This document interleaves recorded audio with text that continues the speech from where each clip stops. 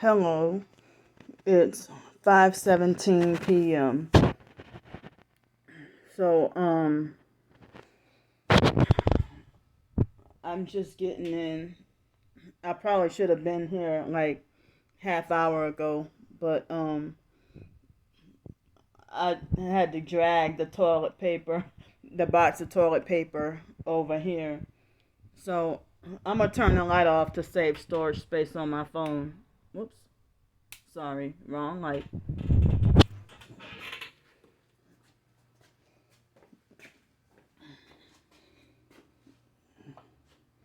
So, I'm kind of upset right now because this video might take over a half hour. But, all right. So, let me see. I just talk about what happened on the way home. On the way walking home, I was dragging that box of toilet paper, and they were gang stalking me super heavy. And almost every car had like one headlight out or funny headlights or something like that.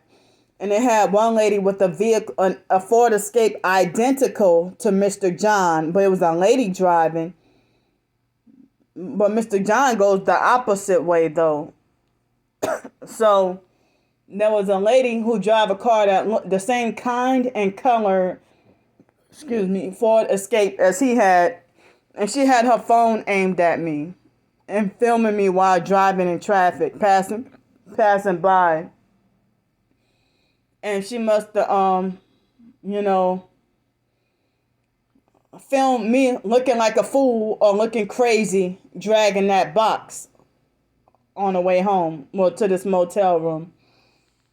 That's probably what she was doing, but, so that lady, Miss Creola, it's like she left.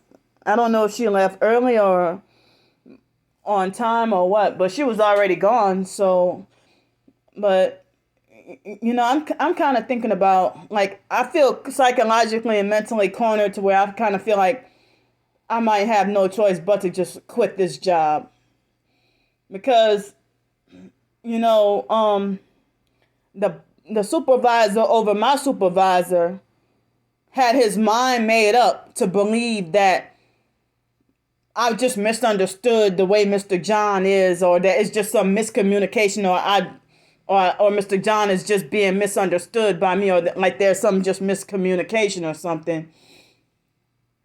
And so trying to make it like Mr. John was just trying to help me, and that he basically didn't mean any harm.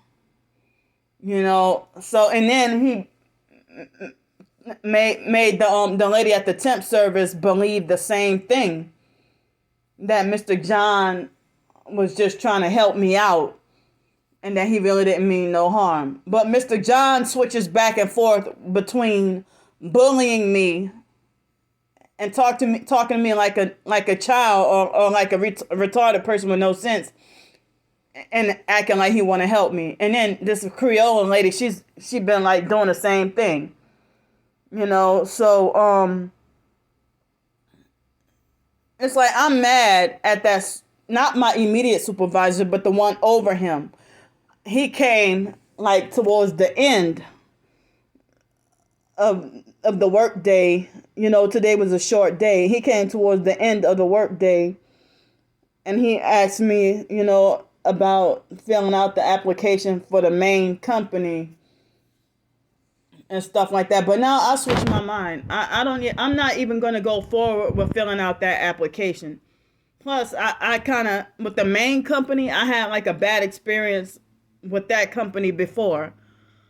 So I don't even know if I might have to, I'm hoping to not have to end up back on the streets soon. But I figured that, damn, like, once I finally got to get to my storage unit, now I got to end up back on the streets again. Or there's some reason why I would end up back on the streets again. So, I'm sick and tired of this, As I said, I can't report everything, and I said I didn't want to be reporting this and that and everything that's going on, because then y'all would make it like as if I'm a petty little tattletale. So they kind of a little mad at me. They said, "Oh, why you wait till things escalate?" Because I can't mention the gang stalking aspect of what's going on. And then basically the boss's boss said he had a talk with Mr. John, and basically, of course, and I said, of course, Mr. John is gonna lie to you and say he's just, just trying to help. They try to say that, oh, if the other people finish early, then to come and help me. No, but Mr. John don't be like, he'll just he'll just get the garbage, the last bit of garbage for me and take the keys. But I prefer to work by myself. I'm prefer to be independent, and unless I really need help, and then I'll ask for help, like assistance. But narcissistic abusers, they'll make it like as if you trying to getting help means they think that they can have the opportunity to control. So I really don't like working with other people. I'm more focused and better when I do it myself. And me having OCD, I don't like people getting in my space.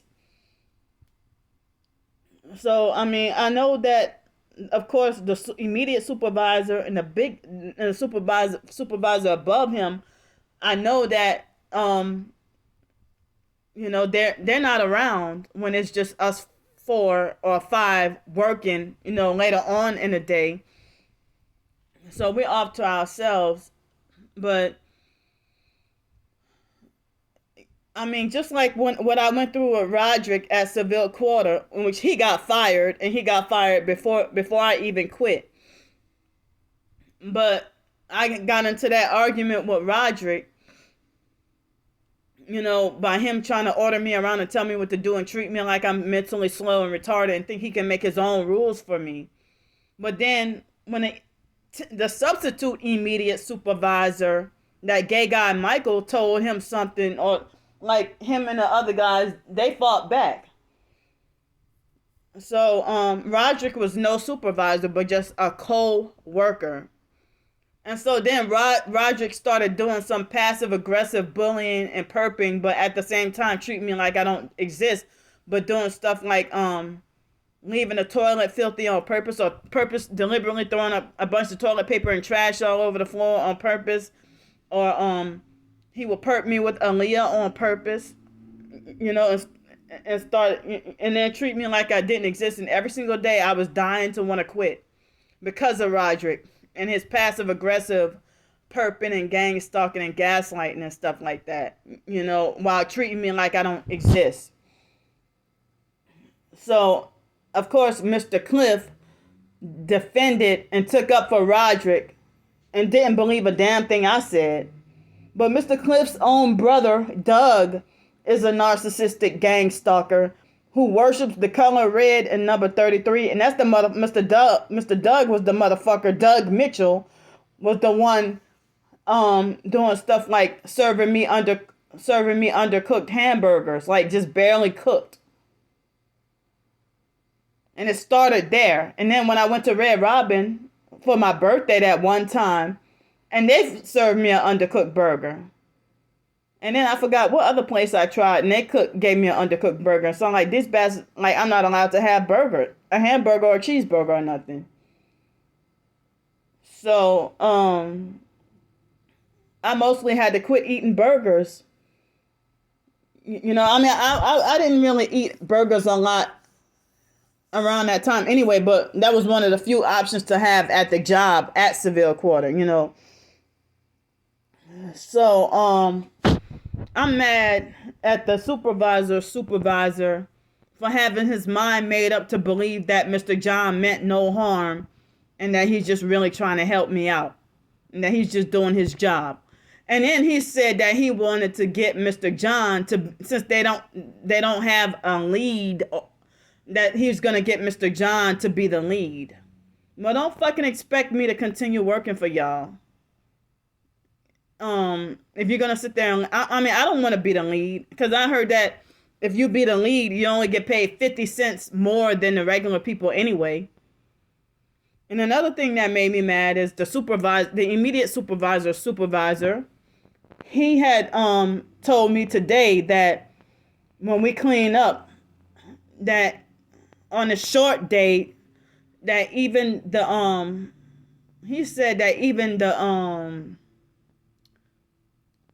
even all the bathroom floors need to be mopped and disinfected on a half day. But the immediate supervisor said that it's not necessary on a Wednesday for us to mop unless there's a spill, because he said that it would be unfair for people, for the guys who vacuum, if they don't have to vacuum on a Wednesday, then we didn't have to mop on a Wednesday unless there's a spill. But I'm like, this is insane. Like, how do y'all expect us to get like more than half or almost a full days of work in? Almost a full day of work y'all expect us to get in, within 4 hours on Wednesday. And it's like I start to have a panic attack and feel like, oh no, this is too much. I can't do this. I was barely able to get what I did, I mean, so for him to say that we have to even on Wednesdays, on the short day, that we have to mop all the bathroom floors too. It's like I panic because it's like, well, the kids, it seems like they make I don't even know if the children know about us having to work a shorter day on Wednesdays, but it so happens to be that on Wednesday, the short day, the bathrooms are usually the most messy on a Wednesday. The kids make the bathroom the biggest mess they make on a Wednesday. And I'm like, damn. And it's like I had almost like had a panic attack earlier today because I felt overwhelmed and wondered, how am I going to get all this done in a short period of time? So it's like, of course, if I have proof and evidence of Mr. John being a perp, of course he means harm. But I don't even know if Mr. John might be one of those people who's feel like he's forced to perp me because higher ups tell him to do it.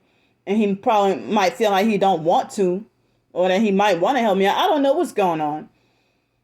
But, Mr. John, even though he's older than me, but he ain't my boss, but he think he can make rules for me. And all about narcissistic control. And I really hate people defending and agreeing with the narcissistic abuser. Like, the narcs, they control and abuse and destroy and lie and say that they're trying to help you. That's exactly what Satan does. They're Satan's children. So, like, I am really pissed right now and upset. I don't think I'm decide I'm going to quit tomorrow. But, I don't know if I might just, if I'm allowed, I guess just work until next Friday. Let that be my last day, or whenever they cut the temps off. They say that they're not sure if they're going to do it, but they act like as if they love me enough that they so badly want to keep me working there. And it's like, I feel like I'm so mad because I have a doggone bachelor's degree and I'm this freaking low wage part-time. I mean, well, this is full-time, but 34 hours. I thought full-time was over 40 hours.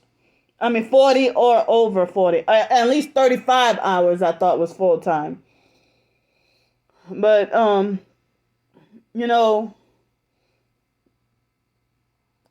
it's like, I'm like, damn, and I just got all my stuff out the storage unit and trying to get settled and got comfortable here at this motel. And I'm mad about, the lady at the temp service also defending and agreeing with Mr. John. It kind of make me out to look like as if I'm crazy and paranoid and think everybody's out to get me. Trying to make it like as if there's just some miscommunication and I'm just taking Mr. John the wrong way. As I said, the man, he treat me like as if I'm too dumb to know what 9 o'clock is. Or what 9 o'clock means. And so,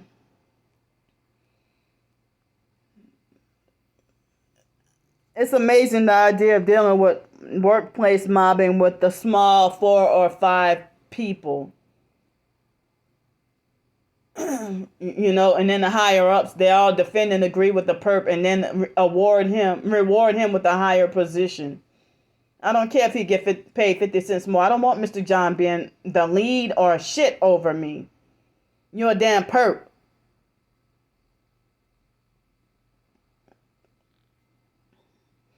So, and for them to defend and agree with him make me wonder if they're in on the gang stalking or if they're perps too.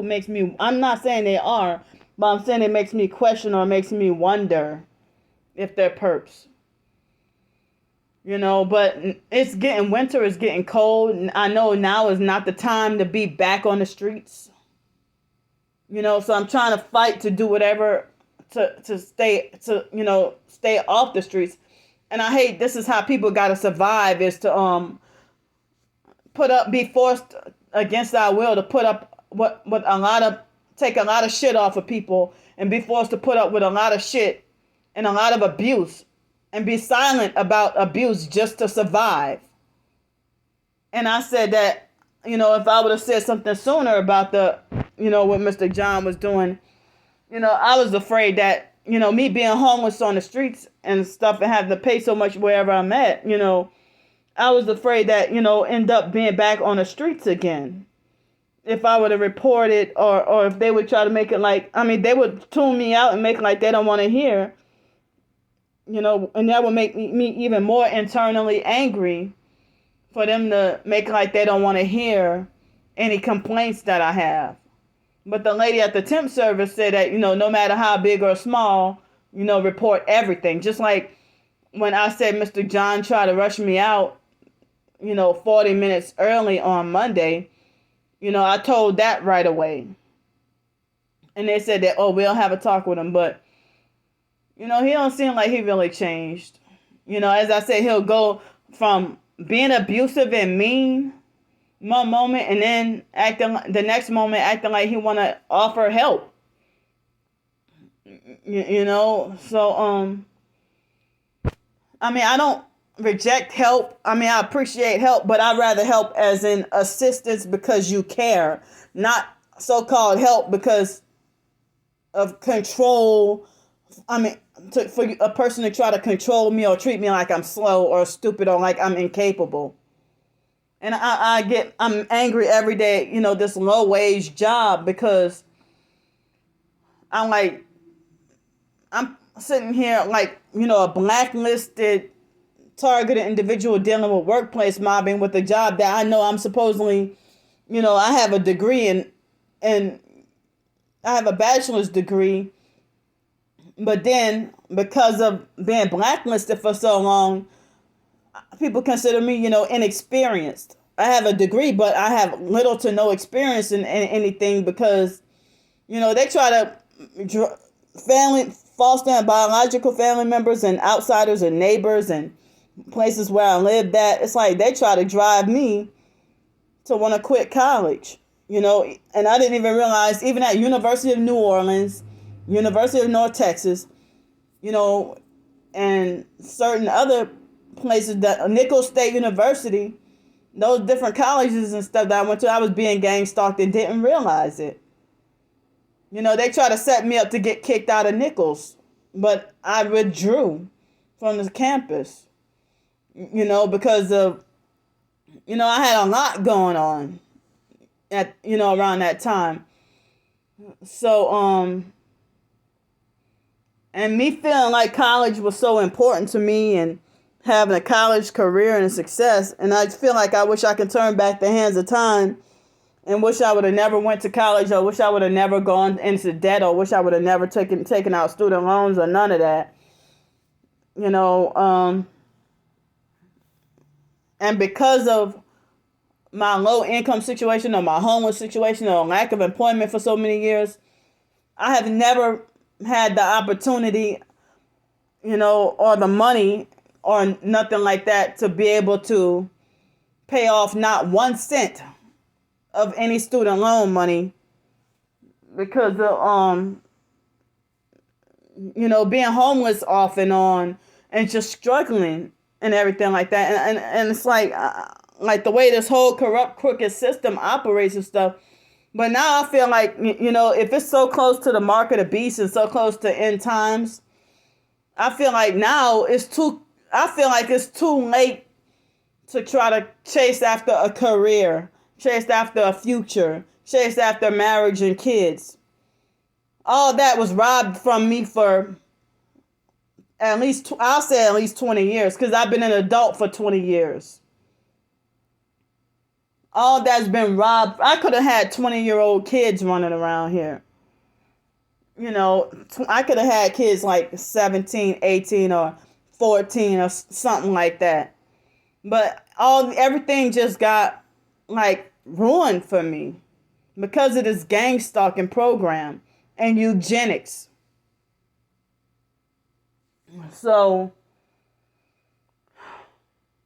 as I said, I'm fighting to stay. I'm pretty much kind of mad at the temp service company too, for believing Mr. John and defending him and stuff. Of course, he ain't gonna admit that he been bullying me.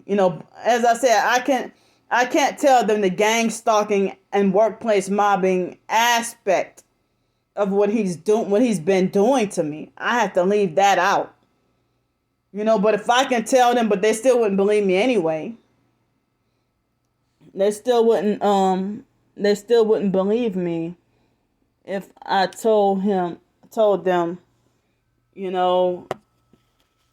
about the gang stalking.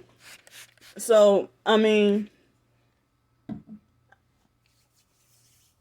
I don't even know where I stand right now, or what's gonna be my immediate future between now and the rest of the month.